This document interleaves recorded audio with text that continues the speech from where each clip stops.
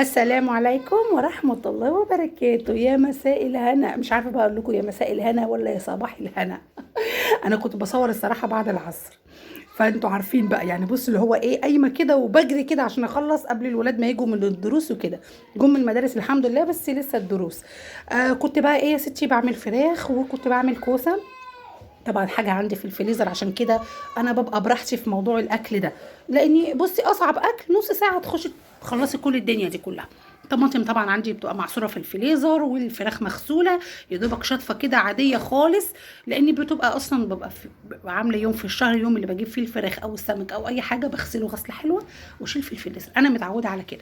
الحاجات الصغننه دي بتنفع معاكي قوي.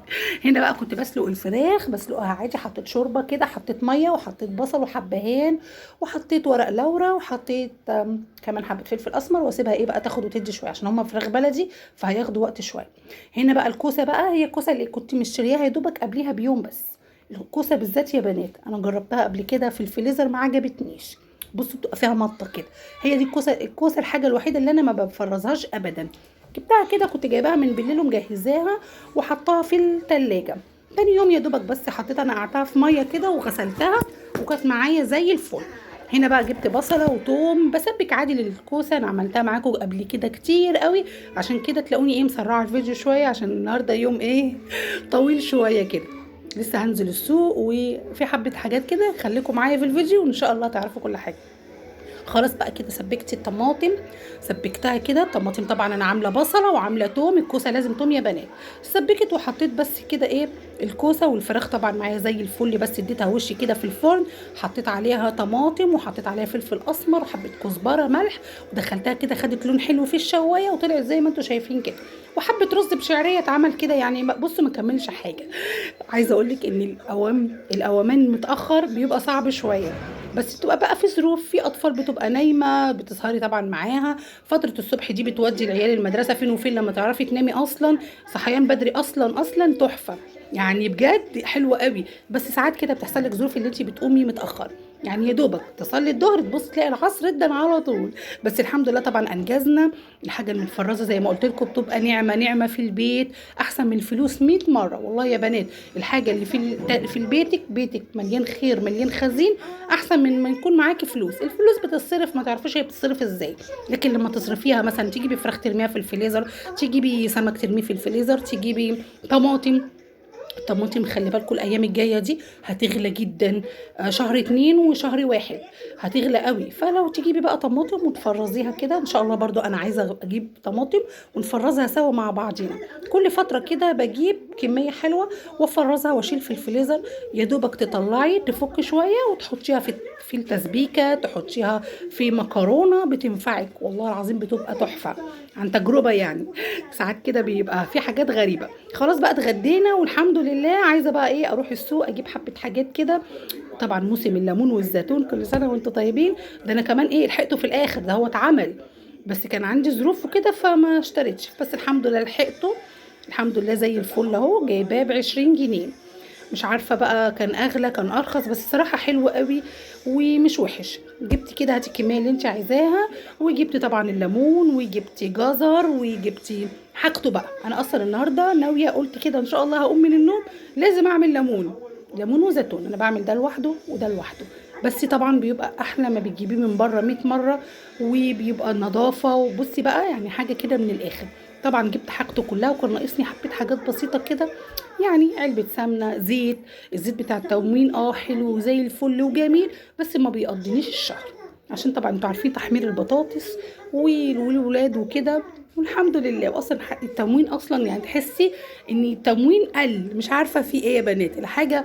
الفلوس بتبقى كتيره بيطلع لك مش عارفه مبلغ وكده. بس تبصي تلاقي وانت بتشتري الحاجه بتجيبيهم كده في شنطتين. انا الاول لما كنت بروح اجيب التموين كنت بجيب توك توك احطه كده من عند الراجل. اجيب الحاجه في توك توك. دلوقتي ممكن كيسين كده اي عيل صغير يمسكهم وخلاص. يلا الحمد لله. الحمد لله على النعمه اللي احنا فيها طبعا الحمد لله. خلاص بقى كده كان ناقصني كام حاجه كان في السوق كده ما جبتهاش. طبعا كنت جايبه حاجه الشهر وكل حاجه. بس كان ناقص حبه حاجات كده. تونه، سمنه، طبعا السمنه البلدي عندي اساسي، بس بحب اجيب سمنه تانية علب. انتوا عارفين الكيكه وعارفين اصلا السمنه البلدي بيخلص بسرعه، فحرام عشان خاطر ده يقضيني وده يقضيني لحد اخر الشهر، فبيبقى لازم سمنه بلدي وسمنه علب اللي انت عايزاه بقى. ساعات اجيب جنه، ساعات اجيب فرن، يعني براحتك بقى.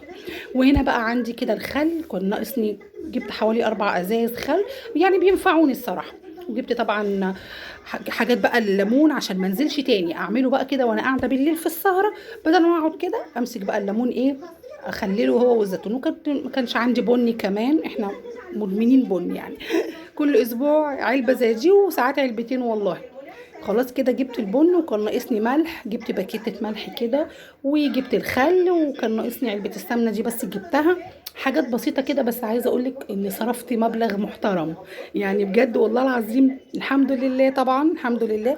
انا عايزة اقولك ان احنا مرة جبنا برطمان زيتون صغنن كده من كارفور هنا. كان بكام؟ كان بحاجة و40، والبطرمان ما كملش معاكي يومين. يعني انا رحت جبت كيلو ب20 جنيه، جبت حوالي 2 كيلو، 2 كيلو ونص، ما شاء الله هيعمل لي كميه حلوه. وكان ناقصني بقى كده ايه، بصل. انتوا عارفين انا ما بحبش قليل لما بنزل السوق بالنهار، فبلاقي بقى اللي بلاقيه قدامي بجيبه الصراحه. بصل، بطاطس، الحاجه بقى اللي بصي اللي بلاقيها قدامي. بطاطس كيلو ونص ب10، والبصل تقريبا كده كيلو ب5. عندي بصل ابيض، بس جبت احمر عشان ما كانش عندي احمر خالص. وحاجتك بقى بصي وانت ماشيه في السوق كده بتفتكري الحاجه، تقولي اه ده انا ناسيه ومش عارفه ايه ده. لا، ما انا بقول لك في الاخر روحت البيت عماله احسب، قلت ايه اللي انا عملته في نفسي ده. بس زي ما قلت لك في الاول، ان الحاجه في البيت ستره، لما تبقى عندك حاجتك في بيتك احسن 100 مره من الفلوس. قلت بقى انزل كده، احنا لسه في اوائل الشهر، اجيب حاجتي كلها بدل الفلوس ما ابص الاقيها تتسرسب كده، وما الاقيش ولا عندي بصل ولا الاقي توم ولا الاقي الكلام ده كله. التوم يا ستي انا عندي من رمضان اللي فات مفرزاه لحد دلوقتي ما شاء الله عليه، شايلاه لسه في كام كيس كمان، يعني ممكن كمان يقضوني رمضان الجاي ان شاء الله. يعني بصي عشان كده بقول لك الحاجات ايه. والفلفل ده انا كنت جايبه كيلو، طبعا مش هاخد الكيلو كله، الفلفل الاحمر اللي انا هخلي بيه مش هاخد الكيلو كله، اللي هيفيد هشيله في الفريزر. طبعا اغسله حلو قوي واصفيه. ممكن تعملي هريسه، تشيليه برده في اكياس في الفريزر، وممكن تشيليه بحاله كده. تعوزي مثلا تعملي صلصه، تاخدي قرن او قرنين زي ما انت عايزه. مش حراق قوي على فكره، وبيبقى احلى من الشطه 100 مره. الشطه ساعات بتقرش كده الصراحه، بيبقى غريب. وكمان لما بتحطي بقى كده في الحواوشي بتبقى تحفه. تتبيله البانيه بصي بيبقى حلو الصراحه. الفلفل الايام دي يا بنات ب5 جنيه، الفلفل الاحمر. مش عارفه بقى كل الاماكن بتختلف. فهاتيلك 2 كيلو ولا حاجه، امسكيهم اغسليهم حلو، وحطيهم في اكياس وارميهم في الفريزر كده. بصي حاجه جت عليكي كده ببلاش، مش هتحسي اصلا بالفلوس. ايه يعني 20 جنيه بتصرف ايه؟ كلام فاضي. بس والله هيقعد معاكي بالسنه. ال2 كيلو او 3 كيلو اللي هتجيبيهم هيقعدوا معاكي بالسنه. بس اهم حاجه شيلوهم في الفريزر. والله بجد جربي وهتدعي لي. اي حاجه عندك فلفل، اي حاجه في المواسم الايام دي. والبنجر كمان يا بنات بدأ يطلع. البنجر ده لا استغنى عنه ابدا. انا كنت مفرزاه قبل كده معاكم. يلا بينا بقى نعمل الليمون بس في الفيديو الجاي ان شاء الله.